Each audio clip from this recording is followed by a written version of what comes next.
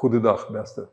Ik ben even weer hier om te komen vertellen wat er gebeurd is wat betreft de probeersel om de quarantainetijd te verkorten.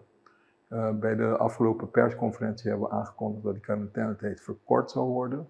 En er is mogelijkheid inderdaad theoretisch om die nog verder te verkorten tot 7 dagen misschien. Dan moet je wel op die 7e dag getest worden.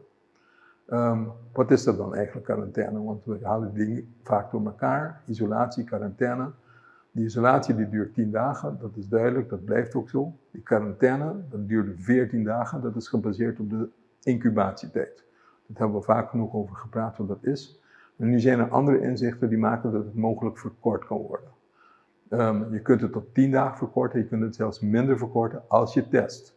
Dus we hebben het geprobeerd om het juist op zijn laagst mogelijk te houden, tot 7 dagen. Maar dan moet je wel gaan testen, PCR-test doen op de 7e dag.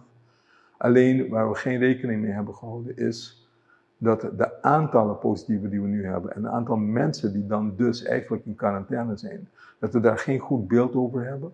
En dat blijkt dan dat logistiek een enorm probleem is geworden, zoals iedereen wil gaan testen. Dus daarom hebben we dat moeten stoppen en moeten terugdraaien. Mijn verontschuldigingen daarvoor, voor de onduidelijkheid en voor het terugdraaien.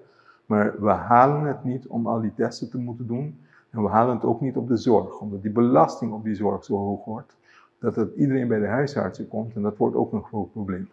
Dus noodgedwongen hebben we dat terug moeten draaien. Om even samen te vatten, wat is het nou? Als je besmet bent en je hebt COVID, positief, in isolatie, 10 dagen. Als je een close contact bent van iemand die positief is, dan wel misschien bloot hebt gestaan aan besmetting, in quarantaine en dat is ook 10 dagen. 10 dagen isolatie, 10 dagen quarantaine. Ik hoop dat het duidelijk is en nogmaals, mijn verontschuldiging voor de onduidelijkheid. Dank u wel.